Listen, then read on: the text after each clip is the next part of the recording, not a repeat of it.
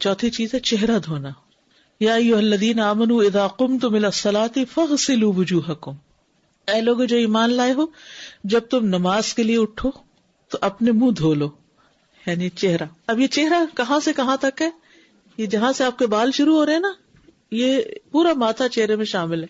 یہ جہاں تک آپ کے بال آ رہے ہیں یہ سب، یعنی ساری خالی جگہ چہرے میں شامل. اور یہ سارے، حتیٰ کہ یہ کان کی جو لو ہے، یعنی یہ حصہ نا جہاں سے کان شروع ہو جاتا ہے، یہ سب حصہ چہرے میں شامل ہے. اور یہ تھوڑی بھی چہرے میں شامل ہے. ٹھیک ہے، یعنی جتنا بھی حصہ آپ کے بالوں اور کان اور اس کے بیچ میں ہے انکلوڈنگ چن، یہ چہرے میں شامل ہے. عامر بن یحییٰ مازنی اپنے والد سے روایت کرتے ہیں کہ ایک شخص نے عبداللہ بن زید رضی اللہ عنہ سے پوچھا، اور وہ عامر بن یحییٰ کے دادا ہیں، کیا آپ مجھے دکھا سکتے ہیں کہ رسول اللہ صلی اللہ علیہ وسلم کس طرح وضو کیا کرتے تھے؟ تو عبداللہ بن زید نے کہا ہاں. پھر انہوں نے پانی منگوایا اور اپنے ہاتھوں پر ڈالا اور ان کو 2 مرتبہ دھویا، پھر 3 مرتبہ کلی کے لیے منہ میں اور ناک میں پانی ڈالا، پھر اپنا چہرہ 3 بار دھویا. ٹھیک ہے. داڑھی کا خلال، نبی صلی اللہ علیہ وسلم اپنی داڑھی کا خلال کرتے تھے، یعنی چہرہ جہاں تک بال ہے وہاں تک دھونا، اور نیچے جو حصہ ہے اس میں صرف ہاتھ پھیرنا. جیسے دانتوں کا خلال ہوتا ہے نا، 2 دانتوں کے بیچ میں سوراخ ڈالنا، تو یہ چہرے کے بالوں پہ یعنی داڑھی کے بالوں میں انگلیاں پھیرنا جو ہے یہ خلال کہلاتا ہے. انس یعنی ابن مالک رضی اللہ عنہ سے روایت ہے کہ رسول اللہ صلی اللہ علیہ وسلم جب وضو کرتے تو پانی کا ایک چلو لے کر اپنی ٹھوڑی کے نیچے داخل کرتے، چن کے نیچے داخل کرتے، پھر اپنی داڑھی کا خلال کرتے اور فرماتے مجھے میرے رب عز و جل نے ایسے ہی حکم دیا ہے. تو خواتین جو ہے وہ ٹھوڑی کو دھوئیں گی، یعنی ٹھوڑی انکلوڈنگ ہے. بازو دھونا، وَأَيْدِيَكُمْ إِلَى الْمَرَافِقِ، اپنے ہاتھ کوہنیوں تک دھو لو. جابر رضی اللہ عنہ سے روایت ہے کہ آپ صلی اللہ علیہ وسلم جب وضو کرتے تو پانی کو اپنی کوہنیوں پر گھماتے تھے، پانی کو اپنی کوہنیوں پر گھماتے تھے. اچھا، اب آپ دیکھیں کہ بازو کس طرح دھوئے جاتے ہیں. 2 طریقوں سے دھوتے ہیں لوگ. ایک تو پانی لیا چلو میں اور اس کو کیا پیچھے، اور دوسرا ہے یہاں سے شروع کر کے پانی کو کونیوں پر گھماتے تھے، یہاں سے یہاں لانا. تو آپ دیکھیں کہ میل کس طرف کو نکلے گی، پھر ہاتھوں سے باہر نکل جائے گی. اور اگر آپ یوں کر رہے ہیں تو ساری میل پیچھے کونیوں میں آ کے جمع ہو جائے گی. ڈائریکٹ ٹیپ کے نیچے سے بھی آپ کر سکتے ہیں. اور اگر آپ نے جیسے چلو بھرا ہے اور چلو کے ذریعے، یا جیسے لوٹا ہے تو لوٹے سے بھی آپ اوپر سے ڈالیں، ٹھیک ہے، اور پھر رکھ کے اس کو مل لیں. اور اگر ٹیپ کے نیچے تو بہت ہی آسانی ہے. اور اگر چلو ہی کہیں سے لے کے بھر رہے ہیں تو ڈال کے وہاں تک لے جا کے تو اس کو گھما کے واپس لائیں اس پانی کو، صرف یہاں تک نہیں کرے بلکہ گھما کے واپس لائیں. نعیم بن عبداللہ مجمر سے روایت ہے، انہوں نے کہا میں نے ابو ہریرہ رضی اللہ عنہ کو وضو کرتے دیکھا. انہوں نے اپنا چہرہ دھویا اور اچھی طرح وضو کیا، پھر اپنا دایاں بازو دھویا حتیٰ کہ اوپر بازو کی ابتدا تک پہنچے، اوپر بازو کی ابتدا، ٹھیک ہے. پھر بایاں بازو دھویا حتیٰ کہ اوپر بازو کی ابتدا تک پہنچے. یہ اوپر ہے نا، یہ اوپر ہے، یہ نچلا حصہ ہے، یہ اوپر. بازو دھونے میں مبالغہ. نعیم بن عبداللہ سے روایت ہے، انہوں نے ابو ہریرہ رضی اللہ عنہ کو وضو کرتے ہوئے دیکھا. انہوں نے اپنا چہرہ اور اپنے بازو دھوئے یہاں تک کہ کندھوں کے قریب پہنچ گئے. یہ مبالغہ ہے، ٹھیک ہے، اوپر تک، کندھوں تک، یہاں تک. یعنی ہر وقت یہ دھونا نہیں، لیکن اگر کبھی آپ کو موقع ہو تو آپ دھو لیں. پھر انہوں نے اپنے پاؤں دھوئے یہاں تک کہ اوپر پنڈلیوں تک لے گئے. پھر کہا میں نے رسول اللہ صلی اللہ علیہ وسلم کو فرماتے ہوئے سنا ہے، میری امت کے لوگ قیامت کے دن وضو کے اثر سے روشن چہروں اور سفید چمکدار ہاتھ پاؤں کے ساتھ آئیں گے، لہٰذا تم میں سے جو اپنی روشنی کو آگے تک بڑھا سکتا تو بڑھا لے. یعنی یہاں تک تو فرض ہے نا، کونیاں انکلوڈیڈ ہے، کونی خشک نہیں ہونی چاہیے. بعضوں کا سردیوں میں اسکن ڈرائی ہو جاتی ہے تو کونیاں جو ہیں اگر ان کو پراپر گھما کے مل کے نہ دھویا جائے تو وہ خشک رہ جاتی ہیں، ٹھیک ہے. تو اگر کوئی اس سے ذرا اوپر تک دھونا چاہے تو اوپر بھی دھو سکتا ہے. مگر ہمارے ہاں تو لوگوں نے شرٹس کی آستینیں اتنی ٹائٹ رکھی ہوئی ہیں کہ کئی لوگ اس پہ مسح بھی کرنا چاہتے ہیں، کہتے ہیں جرابوں پہ مسح کی اجازت ہے تو اس پہ بھی کر لیتے ہیں. نہیں، جس نے بازو نہیں دھوئے کونیوں تک اس کا وضو نہیں ہوا. یعنی آپ بازو دھوئیں گے کونیوں تک اور کونیوں والے حصے پر پانی گھما کے مل کے اس کو دھوئیں گے پانی نیچے لائیں گے، چاہے آپ نیچے سے اوپر پانی لے جا رہے ہیں تب بھی ایسے کیجئے، چاہے آپ ڈائریکٹ اوپر سے ڈال رہے ہیں، ٹھیک ہے، لیکن پانی کو نیچے کی طرف لے آئیے، دھو لیجیے۔ نمبر 6، مسح کرنا۔ وَامْسَحُوا بِرُؤُوسِكُمْ، اپنے سروں کا مسح کرنا۔ یہ جو ہے نا، اس میں لوگوں کے بہت سوال ہوتے ہیں۔ سر کے مسح کے مختلف طریقے۔ پہلا طریقہ، دونوں ہاتھوں کو سر کے اگلے حصے سے، دونوں ہاتھ، یہ پورے ہاتھ ہیں، اگلے حصے سے پیچھے لے جانا، پیچھے سے آگے لانا، یہ ایک طریقہ ہے، ٹھیک ہے۔ صحیح بخاری کی روایت ہے، عامر بن یحییٰ المازنی اپنے باپ سے روایت کرتے ہیں کہ ایک آدمی نے عبداللہ بن زید سے پوچھا، کیا آپ مجھے دکھا سکتے ہیں کہ رسول اللہ صلی اللہ علیہ وسلم نے کس طرح وضو کیا ہے؟ عبداللہ بن زید نے کہا ہاں، تو انہوں نے وضو کا پانی منگوایا، تو جب سر کا مسح کرنے لگے تو اپنے دونوں ہاتھوں سے سر کا مسح کیا، اس طور پر کہ اپنے ہاتھ پہلے پیچھے لائے پھر آگے لے گئے۔ مسح سر کے ابتدائی حصے سے شروع کیا، پیچھے سے نہیں شروع کیا، آگے سے شروع کیا، پھر دونوں ہاتھ گدی تک، گدی کہتے ہیں یہ گردن کا جو اوپر والا حصہ ہوتا ہے، گدی تک لے جا کر وہیں سے واپس لائے جہاں سے مسح شروع کیا تھا، پھر پیر دھوئے، ٹھیک ہے۔ مقدام بن مادی کرب سے روایت ہے، وہ بیان کرتے ہیں کہ میں نے رسول اللہ صلی اللہ علیہ وسلم کو وضو کرتے ہوئے دیکھا، جب آپ سر کے مسح پر پہنچے تو آپ نے اپنی دونوں ہتھیلیاں سر کے شروع میں رکھی، سر کے شروع میں رکھی، انہیں گدی تک سر پر پھیرا، پھر انہیں وہیں سے واپس لے آئے جہاں سے شروع کیا تھا۔ یہ ایک طریقہ ہے۔ دوسرا طریقہ، سر کے اگلے حصے سے شروع کرتے ہوئے بالوں کی سمت میں سارے سر کا مسح کرنا، اس طرح کے بالوں کی ہیئت تبدیل نہ ہو، یعنی یوں کر کے نیچے تک لے جانا، نہیں ضروری ہے کہ اس طرح لے جانا، بلکہ اگر آپ نے رائٹ لیفٹ کیا ہو نا، یعنی یہاں رکھ کے سارا، لیکن سارا سر کور ضرور ہو، ٹھیک ہے، اوکے۔ ربیہ بنت معوذ کہتی ہیں رسول اللہ صلی اللہ علیہ وسلم نے ان کے ہاں وضو کیا تو پورے سر کا مسح کیا، اوپر سے سر کا مسح شروع کرتے، اوپر سے، ٹھیک ہے، اوپر سے ہر جانب سے بالوں کی لٹوں کے رخ پر ہاتھ پھیرتے، کیونکہ آپ کے بال لمبے تھے نا، یعنی یہاں سے شروع کرتے اور ہر جانب بالوں کی لٹوں کے رخ پر لے کے جاتے، اوپر سے نیچے، اور آپ بالوں کو ان کی ہیئت سے حرکت نہ دیتے تھے، یعنی کوئی ایسے ایسے کر کے نہیں کرتے تھے یا کوئی ان کو الٹا نہیں کرتے تھے، بلکہ بس سیدھا سیدھا کرتے تھے، ٹھیک۔ اب اس میں مزید دیکھیے گا، یہ بہت مزے کی حدیث ہے، اس میں ایک اور حکم بھی پتہ چلتا ہے۔ ابو عبداللہ سالم سبلان حضرت عائشہ سے روایت کرتے ہیں، اور عائشہ رضی اللہ عنہا ان کی امانت داری سے بہت خوش تھی اور ان سے اجرت پر کام کروایا کرتی تھی۔ وہ کہتے ہیں کہ مجھے عائشہ رضی اللہ عنہا نے دکھایا کہ اللہ کے رسول صلی اللہ علیہ وسلم کیسے وضو فرمایا کرتے تھے۔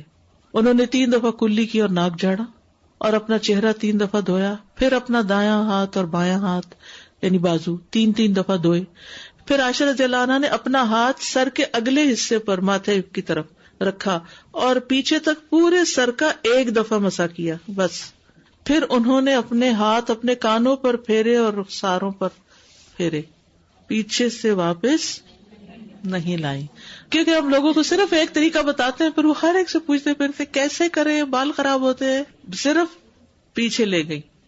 اچھا، سالم کہتے ہیں جب میں مکاتب تھا تو آپ کے پاس آیا کرتا تھا، وہ مجھ سے پردہ نہیں کرتی تھی بلکہ میرے سامنے بیٹھ کر مجھ سے باتیں کیا کرتی تھی، حتیٰ کہ میں ایک دن ان کے پاس آیا اور میں نے کہا اے ام المومنین میرے لیے برکت کی دعا فرمائیے۔ وہ کہنے لگی کیا بات ہے؟ میں نے کہا اللہ نے مجھے آزاد فرما دیا ہے۔ وہ کہنے لگی اللہ تمہارے لیے برکت فرمائے۔ اس کے بعد میرے سامنے پردہ لٹکا لیا اور اس دن کے بعد میں نے انہیں نہیں دیکھا۔ تو غلام سے پردہ نہیں ہوتا نا، تو غلام جب آزاد ہو گیا تو پھر پردہ ہو گیا۔ تو اس طرح حضرت عائشہ نے بہت لوگوں کو سکھایا، کسی کو دودھ پلوایا اور محرم بنایا، یعنی امت کو تعلیم دی۔ تو اپنے بچوں کو بھی آپ وضو کر کے دکھائیں، یعنی کہ واش روم میں جب منہ اس طرف ہوتا ہے تو کیا دیکھیں کیا کر رہے ہیں کیا نہیں، تو آپ بیٹھ کے آرام سے جب ریلیکس موڈ میں ہو تو ان سے کہیں اچھا کر کے دکھاؤ مجھے، تو کروائیں ان سے، اور پھر ساتھ ساتھ خود کر کے دکھائیں ان کو۔ تیسرا طریقہ، دونوں ہاتھوں کو سر کے پچھلے حصے سے آگے لانا اور آگے سے پیچھے لانا، یعنی شروع کہاں سے کرنا؟ پیچھے سے آگے اور آگے سے پیچھے۔ دیکھیے جب علم کی وسعت ہوتی ہے نا تو دلوں میں بھی وسعت ہوتی ہے، اور لوگ جب ورائٹی آف ویز کے ساتھ کوئی کام کرتے تو آپ ان کو برا بھلا نہیں سمجھتے، ورنہ دل میں ایک بدگمانی اور ایک اپنے علم کی وہ جو ہوتی ہے نا تکبر سا کہ مجھے بہت پتا ہے، اور دوسروں سے بیکار کے جھگڑے، یہ پھر نہیں ہوتے. یعنی اگر نہ علم ہو تو پھر ہوتے ہیں، اگر علم ہوتا ہے تو انسان کہتا ہے اس کی رخصت ہے. عبداللہ بن زید روایت کرتے ہیں کہ رسول اللہ صلی اللہ علیہ وسلم ہمارے گھر تشریف لائے. ہم نے آپ کے لیے تانبے کے برتن میں پانی نکالا، اس سے آپ نے وضو کیا، 3 بار چہرہ دھویا، 2 بار ہاتھ دھوئے اور سر کا مسح کیا، یعنی بازو 2 بار دھوئے. اس طرح کہ پہلے آگے کی طرف ہاتھ لائے، پھر پیچھے کی جانب لے گئے اور پیر دھوئے. ٹھیک ہے، آپ نے یہ مختلف کیوں طریقے کیے؟ کیونکہ بعض اوقات یہ بھی ہوتا ہے کہ اگلے حصے میں کوئی ایسی تکلیف ہو سکتی ہے یا کوئی ضرورت یا کوئی وجہ ہو سکتی کہ جس سے انسان کو پیچھے سے شروع کرنا پڑے، تو اجازت ہے، رخصت ہے. کچھ لوگوں کے بال ہوتے ہی نہیں، کچھ لوگوں کے بال بہت چھوٹے چھوٹے ہوتے ہیں، کچھ لوگوں کے بال لمبے ہوتے ہیں، کچھ کی چٹیاں ہوتی ہیں، کچھ نے کئی ڈالر دے کے بال بنوائے ہوتے ہیں، گنجائشیں موجود ہیں. ٹھیک ہے، پھر ہے کان صاف کرنا. یہ تو تھا سر کے بالوں کی بات، اب کانوں کی بات ہے. ربیہ کہتی ہیں نبی صلی اللہ علیہ وسلم نے وضو کیا تو اپنی دونوں انگلیاں اپنے کانوں کے سوراخ میں ڈالی، یعنی جب سر کا مسح کر لیا تو پھر دونوں یہ شہادت کی انگلیاں جو تھیں وہ کانوں کے سوراخ میں ڈالی. کان اور سر کے لیے ایک ہی دفعہ پانی لینا. رسول اللہ صلی اللہ علیہ وسلم نے فرمایا کان سر میں شامل ہے، ناک اور منہ کس میں شامل ہے؟ چہرے میں شامل ہے، اور کان سر میں شامل ہے، ان کا تعلق اس سے. کبھی ہم نے سوچا کہ ہم پورے اوپر والے حصے کو ایک طرح سے صاف کرتے ہیں جب وضو ہوتا ہے، دانت اور ناک اور کان اور آنکھیں اور چہرہ اور بال اور سب. شہادت کی انگلی سے کان کے اندر کا مسح کرنا اور انگوٹھے سے باہر کا. شہادت کی انگلی سے اس سامنے والے حصے میں، اس سارے میں کرنا، یہاں سے شروع کر کے یہاں، اور انگوٹھے سے پیچھے والے حصے میں. ٹھیک ہے، اس میں اگر اوپر سے نیچے، نیچے سے اوپر لے تو اتنی بڑی بات نہیں. ٹھیک ہے، ایز لانگ ایز آپ کی انگلیاں یہ اندر والے حصے میں جا رہی ہیں، یعنی آسانی سے سہولت سے جہاں تک جاتی. اور پھر یہ جتنے بھی بل ہیں نا کان کے، یہ ان سب کے اندر بھی. اچھا، کچھ لوگ آپ نے دیکھا ہوگا کانوں کے اندر میل ان حصوں میں جمی ہوتی کیونکہ کبھی انہوں نے پراپر مسح ہی نہیں کیا ہوتا، بس ایسے کر کے ایسے انگلی پھیر کے باہر سے اس حصے سے. آپ کو ناگوار لگتا ہوگا میں کچھ باتیں کرتی ہوں، لیکن معافی چاہتی ہوں کیونکہ یہ ساری چیزیں ہو رہی ہیں تو ان کا ذکر کرنا ضروری ہے کہ ان چیزوں کی صفائی ضروری ہے. تو بہرحال تو انگلی سے کیا کریں گے؟ آپ دونوں انگلیوں سے اکٹھا ہی کر لیں گے، یعنی کہ ایک دفعہ ایک انگلی سے پھر دائیں ہاتھ کی دوسری نہیں، دونوں کے ساتھ دونوں انگلیوں سے یہاں سے شروع کر لیں، اس جگہ سے کانٹے پہننے کی جگہ سے شروع کر کے پھیرتے جائیں پھیرتے جائیں پھیرتے جائیں پھیرتے جائیں اور اندر تک لے جا کے پھر یہ انگوٹھا جو ہے اس سے پیچھے کا حصے کو کر لیں. انگلیوں سے پچھلا حصہ نہیں پھیرنا، انگوٹھے سے پچھلا حصہ اور شہادت کی انگلی سے اندر کے سارے حصے. ہاں، اگر آپ نے ٹاپس پہنے ہوئے ہیں اور وہ آپ کی سکن کے ساتھ فکسڈ ہیں تو غسل جنابت نہیں ہوگا اگر وہاں پانی نہیں گیا، یہ یاد رکھیے. نوز پن بھی گھما لیجیے، بگننگ آف دا کنال تک جائیں گے، کنال کے اندر تو انگلی جاتی بھی ہو تو نہیں لے جائیں کیونکہ کان کا پردہ نہ متاثر ہو، یعنی سہولت سے جہاں تک آپ کی اس کنال تک جاتی ہے جائے.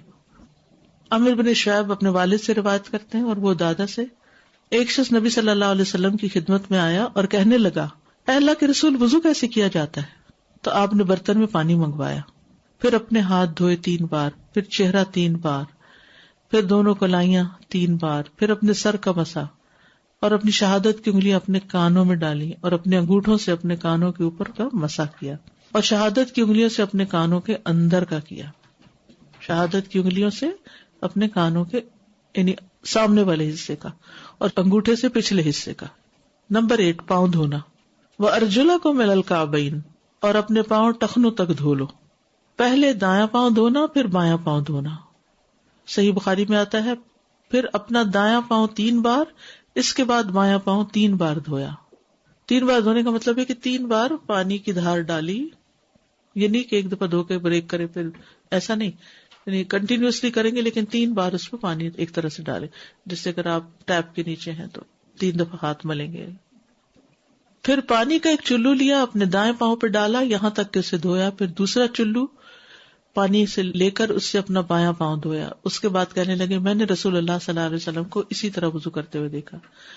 بائیں ہاتھ سے دونوں پاؤں دھونا، بائیں ہاتھ سے دونوں پاؤں دھونا، پھر اپنے دائیں ہاتھ سے اپنے دائیں پاؤں پر 3 مرتبہ پانی بہایا، پھر اپنے بائیں ہاتھ سے مل کے دھویا. جیسے ناک میں پانی ڈالتے ہیں نا دائیں ہاتھ سے اور ناک جھاڑتے ہیں بائیں ہاتھ سے، ایسے ہی پاؤں پہ پانی ڈالتے ہیں دائیں ہاتھ سے اور ملتے ہیں اس کو بائیں ہاتھ سے. اب دیکھیں کہ ہمارے دین میں ایک طہارت کا جو احساس ہے نا وہ بھی برقرار رکھا گیا ہے کہ سارے وہ کام جیسے ناک صاف کرنا ہے، استنجا کرنا ہے، پاؤں دھونا ہے اور اس طرح کے کوئی بھی گندے کام کرنے تو بائیں ہاتھ استعمال، اور کھانے کے لیے، سلام کے لیے اور ہر کام کے لیے دائیں ہاتھ استعمال کیا جائے. اب بعض لوگ کہتے ہیں کیا ریجیڈیٹی ہے اگر بائیں سے ہی کھا لیں. نہیں، ایک جو سینس آف طہارہ ہے، ایک سینس آف کلینلینس ہے، وہ اس میں جو حسن ہے دائیں اور بائیں کے فرق میں وہ اس میں نہیں ہے. چنگلی سے، چنگلی کا مطلب ہوتا ہے چھوٹی انگلی، چنگلی. مستورد بن شداد رضی اللہ عنہ کہتے ہیں میں نے رسول اللہ صلی اللہ علیہ وسلم کو دیکھا، آپ جب وضو کرتے تو اپنے پاؤں کی انگلیوں کو اپنی چنگلی سے ملتے تھے، یعنی چھوٹی انگلی سے انگلیوں کے بیچ بیچ کے جو جوڑ ہیں ان میں ہاتھ ڈالتے تھے، یعنی انگلیوں کے بیچ والے حصوں میں اگر چنگلی پھیرے تو بہت ریلیکسنگ فیلنگ آتی ہے.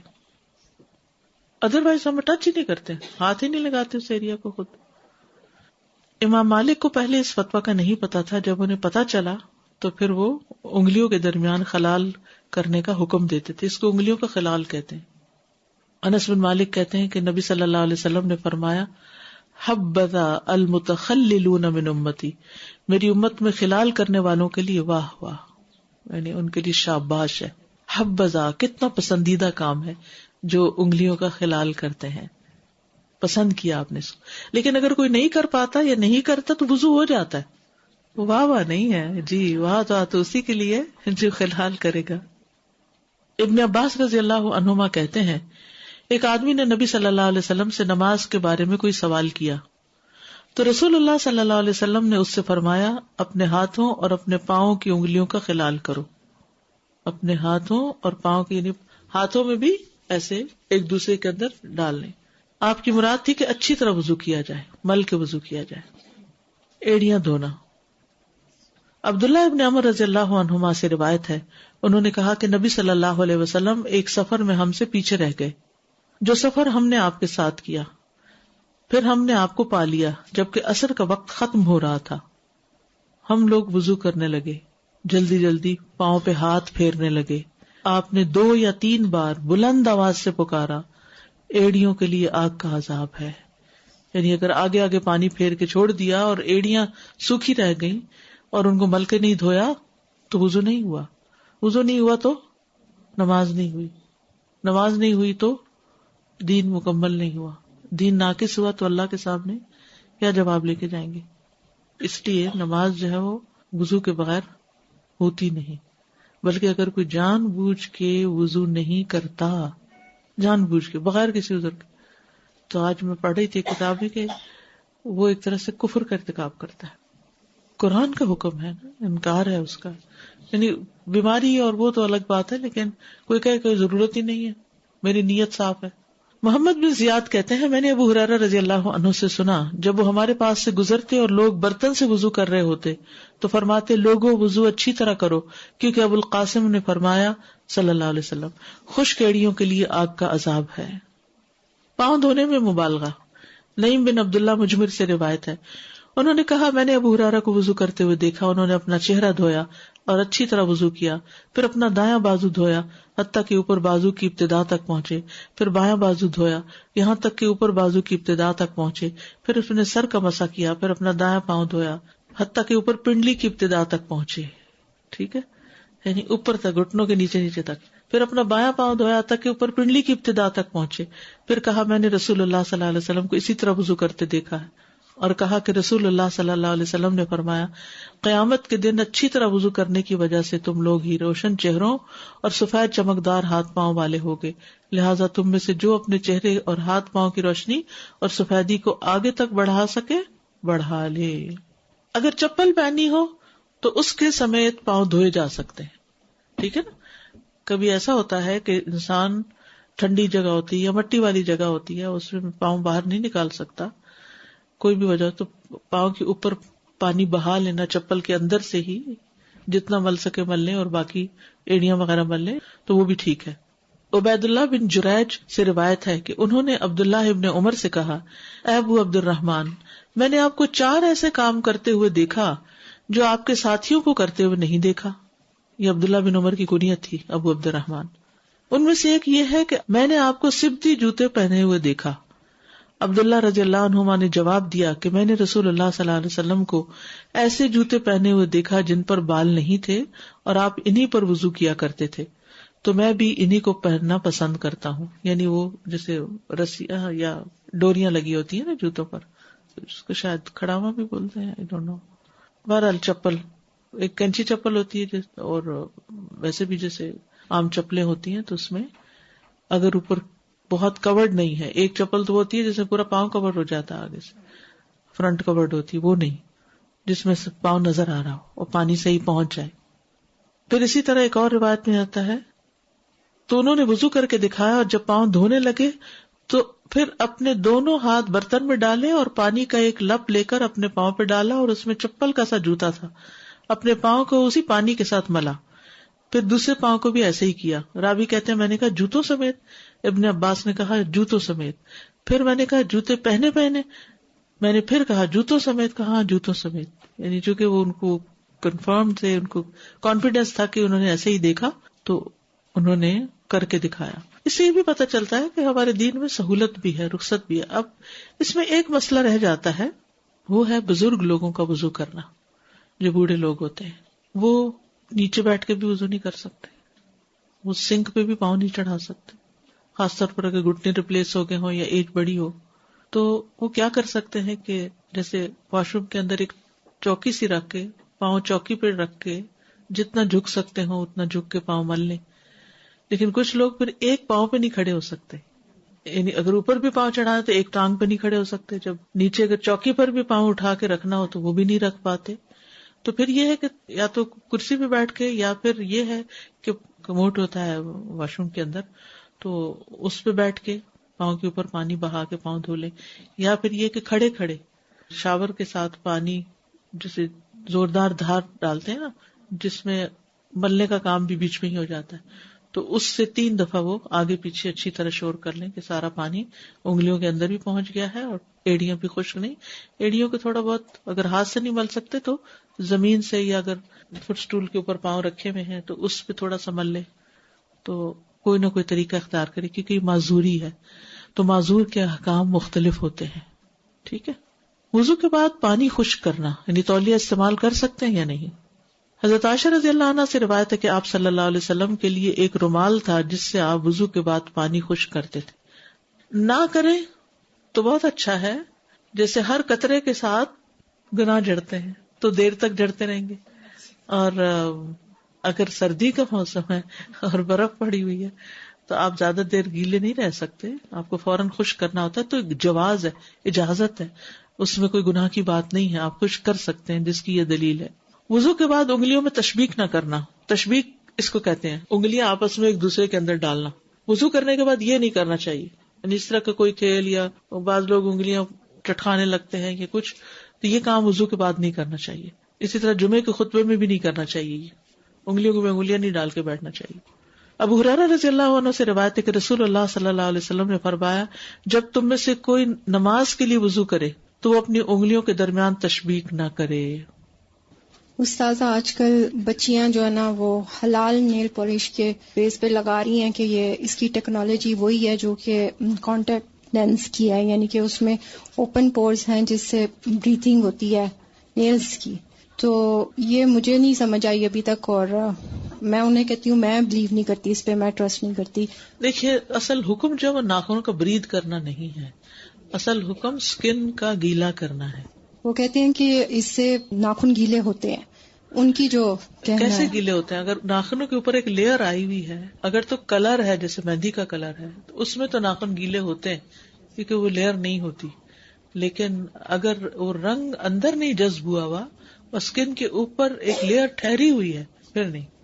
اگر پانی تھوڑی دیر تک اس کے اوپر رہے تو اندر چلا جاتا ہے. انہوں نے ایکسپائرمنٹ کر کے دکھایا ہے، لیکن ظاہر ہے کہ یہ بچیاں وضو میں اتنی دیر تک نہیں رکھتی ہیں. نہیں، آپ دیکھیے ابھی ہم نے پڑھا کہ اگر کوئی حصہ خشک رہ جائے اور اس دوران باقی وضو خشک ہو جائے تو کیا حکم ہے؟ دوبارہ وضو کرنا ہوگا. اگر کوئی حصہ خشک رہ گیا لیکن ابھی وضو گیلا ہے تو اس جگہ کو گیلا کرنا کافی ہے. تو کچھ دیر تک اگر ہوتا ہے تو آپ سوچیے پھر وہ پتہ نہیں کتنی دیر ہے. تو وضو چونکہ بڑی اہم چیز ہے، اس کے بغیر نماز نہیں ہوتی، تو بہت احتیاط کی ضرورت ہے. ایسے ہر کام سے بچنے کی ضرورت ہے جو اس میں خلل ڈالے. جی اساسا کچھ لوگ پوچھتے ہیں especially families that especially when they are travelling اور when they are working place کہ پورا سر کا مسا جو ہے وہ پورا اسکارف ریموو کر کے اور پھر سر کا مسا کریں. تو some people they ask me we don't have enough time to do all these things. تو اس کے لیے کس طرح کا اسکارف ایسا پہنے جس میں مسا آسانی سے ہو جائے. دیکھیے جس طرح بھی اسکارف آپ نے پہنا ہو نا، تو وہ جو پیچھے سے مسا کرنے والی رخصت ہے نا، اس سے فائدہ اٹھائیں. یہاں سے کرتے کرتے کرتے ہاتھ اوپر پیچھے کو لے جائیں. پچھلی سائڈ تو نہیں بندی ہوئی ہوتی نا، یہ سائڈ سے تو یہاں سے کھلا ہی ہوتا ہے نا، تو گنجائش نکل آتی ہے. استاذہ اگر اتفاق ہو جائے کہ شرٹ ٹائٹ بازو ہے تو کیا بازو پہنے ہوئے بازو دھو سکتے ہیں؟ یعنی کہ ہم بہت اچھی طرح سے اندر پانی کر لیں لیکن بازو پر دھو سکتے ہیں ایسے بازو کے اوپر سے؟ اچھا، یعنی کہ کپڑا نہ ہٹا. جی اگر تو کوئی مجبوری ہے کہ آپ گھر سے باہر ہیں تو اور بات ہے. جی وہی جیسے اب آپ الہدا کہہ رہے اور ہمیں نہیں پتا کہ یہ بعض کا شرٹ فرسٹ ٹائم پہنتے کچھ ایسا ہو جاتا ہے کہ بازو اوپر نہیں. میرے ساتھ یہ 2 دفعہ ہو چکا ہے، تو میں نے پھر اوپر سے سارا بہت اچھی طرح گیلا کیا. لیکن اصل تو گیلا کرنا مقصود ہے، لیکن مجبوری کے تحت ہی ایسا ہونا چاہیے، عام طور پر نہیں. اور کپڑے بناتے ہوئے بہت احتیاط کریں. ہم سب سے پہلے یہ دیکھیں کہ اس سے ہمارے فرائض کی ادائیگی میں تو کوئی رکاوٹ نہیں آئے گی. اگر وضو کے بعد تشبیک کر لیا تو کیا پھر سے وضو کرنا پڑے گا اور وضو ٹوٹ جائے گا؟ نہیں، ناپسندیدہ ہے، مکروہ ہے، لیکن وضو نہیں ٹوٹے گا. اصل میں یہ اس کی حکمت کیا ہے؟ حکمت یہ ہے کہ جیسے پہلے بھی بات ہوئی تھی نا کہ وضو ٹھیک ہوگا تو نماز میں خشوع ہوگا. وضو کے بعد اگر آپ نے غفلت والے کام کیے، یعنی ادھر ادھر کے ہاتھوں میں ہاتھ ڈال کے بیٹھے ہوئے ہیں یہ کچھ، تو اس سے پھر یہ ہوتا ہے کہ نماز میں خشوع نہیں آتا اس طرح. اگر لپسٹک لگی ہوئی ہے کوئی حرج نہیں، پانی چلا جاتا ہے اس میں، کیونکہ اس میں تو آئل قسم کی چیز ہے. اور ہم جیسے آپ نے بتایا کہ چھوٹی انگلی سے پاؤں کی انگلیوں کا حلال کرنا ہے، تو وہ 3 ٹائمز کرنا ہے؟ ایک ہی دفعہ ٹھیک. کچھ لوگوں کو میں نے دیکھا ہے کہ وہ بچیاں کہ وہ اسکارف پہنا ہوتا ہے تو یوں کر کے اندر سے نا کچھ بالوں کو ٹچ کر لیتی ہیں مسا کے اس میں. دیکھیے قرآن میں کیا حکم آ رہا ہے، فامسحوا برؤوسکم، رؤوس میں تو سارا ہے. صحیح. میں اس لیے پوچھ رہی تھی کہ ایک آدھ جگہ کسی لیکچر میں انہوں نے یہ کہا تھا کہ 3 بال اگر گیلے ہو جائیں تو خیر ہے. دیکھیے بال گیلے کرنا اصل مقصود نہیں، اصل بات ہے سر کا مسا کرنا. تو بال ہے، سر ہے، ٹھیک ہے. اور اس میں پھر کان بھی ہیں. دیکھیں جو لوگ یہ کہتے ہیں کہ اس کاف اتارنا مشکل ہے تو وہ کانوں کا بھی پھر کس طرح کریں گے؟ پوری طرح پیچھے سے انگوٹھا لے جا کے مشکل ہے. دوسری چیز یہ کہ یہ بزرگ جیسے یہاں پر پاکستان میں تو ہوتا تھا کہ آپ نے شاور سے یوں کر لیا اور وہ جگہ ہوتی ہے پانی نکلنے کی، یہاں پہ باتھ روموں میں ویسا نہیں ہوتا. تو اگر صرف نہانے کا جو ایریا ہوتا ہے نا، کچھ جگہوں پہ ایسا ہوتا ہے جیسے بزرگ نہانے کے لیے اوپر جانا پڑتا ہے تو وہ 2-3 دن کے بعد ایک دفعہ چلے جاتے ہیں، لیکن بار بار نہیں. تو وہ نیچے جو واش روم ہے اس میں صرف سنک ہے اور وہ اوپر کر ہی نہیں سکتے. ٹب رکھ لے چھوٹا سا پلاسٹک کا، چھوٹا سا، اور اس کے اندر پاؤں رکھ کے دھو لے. لیکن مطلب یہ نہیں کہ وہ چھوڑ دیں پاؤں. نہیں، کیونکہ قرآن کا حکم ہے. وضو نہیں ہوگا اس میں. یہ کہ مشقت سے بچنے کے لیے فجر کے بعد وہ جرابیں وضو کی حالت میں پہن لیں اور سارا دن پھر مسا کر لیں. ٹھیک. اور یہ جو انگلیوں کا خلال ہے، یہ ہم جب پاکستان میں ہوتے تھے تو وہ جب آپ نے سر کا مسا وغیرہ کر لیا تو پھر یوں کر کے، جی اس طرح یوں بھی کر سکتے ہیں، یوں بھی کر سکتے ہیں، یوں بھی کر سکتے ہیں. السلام علیکم اساتذہ. وعلیکم السلام. مجھے آپ کی ایک بات بہت اچھی لگی کہ مجھے آج کل نا ہو رہا ہے کہ مجھے اپنے پرانے گناہ یاد آتے ہیں اور پھر میں پریشان ہوتی ہوں. تو مجھے آج اس پر یہ سولوشن ملنا مشکل ہے. آپ کے لیے بہت تھینک فل ہوں کہ جب بھی گناہ یاد ہے اپنے گناہ کو یاد کرے، وضو کرے، نماز پڑھے. جزاکم اللہ خیر. جوڑے میں گول سا ہو جاتا ہے نا جی، اس میں کوئی فرق نہیں پڑتا. کلپ وغیرہ ہٹانے کی نہیں ضرورت، الا یہ کہ وہ کچھ ایسی کیپ پہنی ہوئی ہے کلپ کے نام پہ کہ جو بازو کہتا ہوتا ہے نا کہ نیچے والے بال. دیکھیے یاد رکھیے بالوں پہ مسا نہیں ہے، سر کا مسا ہے. تو جو بال نیچے لٹکے ہوئے ہیں، چاہے وہ آپ نے جوڑے کے رول کر کے یہاں چٹیا سی بنائی ہوئی ہے یا لمبی چٹیا ہے یا ویسے نیچے کو ہے لمبے، تو ان پہ مسا نہیں ہوگا. مسا صرف سر کے حصے پر ہوگا. تو مطلب جوڑے کے حصے تک جا کے اس کو بھی گیلا کرنا. جی، اس کے اوپر ہاتھ پھر. اور دوسرا اگر جب ہم جو موضوع کو مسح کرتے ہیں تو ہاتھ مطلب جھاڑ کے ہلکے گیلے سے اوپر کو مسح. اصل مقصد گیلا کرنا نہیں، اصل مقصد ہاتھ پھیرنا ہے. مسح کا مطلب ہوتا ہے ہاتھ پہ گیلا ہاتھ پھیرنا، گیلا کرنا نہیں کہ پانی لگانا مقصد نہیں ہے. کیونکہ بعض وقت تو ہم لوگ کرتے ہیں تو پھر گیلے ہو جاتے ہیں موزے، پھر وہ چینج کرنے پڑتے ہیں. مطلب اتنا پانی تو نہیں لگاتے. السلام علیکم. ایروپلین میں پانی بہت کم ہوتا ہے تو 3 بار تو ہم وضو نہیں دھو سکتے، تو ایک ہی بار دھو سکتے ہیں. ایک بار دھو سکتے ہیں، بالکل دھو سکتے. ہاتھ ہے جیسے ایک بار ہاتھ، ایک بار ناک میں. جی ایک دفعہ سب. جزاکم اللہ خیر. ڈاکٹر صاحب کبھی کلی کرنے کے بعد وضو کرنے کے بعد احساس ہوتا ہے کہ دانتوں میں کچھ پھنسا ہوا ہے تو وضو ہو جاتا ہے؟ ہو جاتا ہے وضو. السلام علیکم استاذہ. یہ جو سر کا مسح کا فرسٹ طریقہ جو ہے آگے سر سے لے کے جانا اور پیچھے سے واپس بالوں کو لے کر آنا، ابھی میں اس کی ایک ریسرچ پڑھ رہی تھی کہ جس میں بالوں کو بڑھانے کے لیے کیا کیا جائے یا اس کی والیوم دینے کے لیے، اور جو کم ہو جاتے ہیں لوگ کہتے ہیں بڑی ڈل لکنگ بال ہیں، تو انہوں نے یہی والی ایگزیکٹلی اس پہ لکھی ہوئی ہے کہ پورا ہاتھ لا کے بالوں کو آگے کی طرف پہلے لے آئے اور پھر پیچھے کی طرف لے جائیے، اور یہ رات کو بھی کریں صبح بھی کریں تو آپ کے بالوں میں اور آپ کے سر میں جو سرکولیشن آئے گی اس سے آپ کے بال بھی بڑھیں گے اور آپ صحت مند بھی ہوں گے. دیکھیے وضو کا مطلب کیا بتایا میں نے، حسن.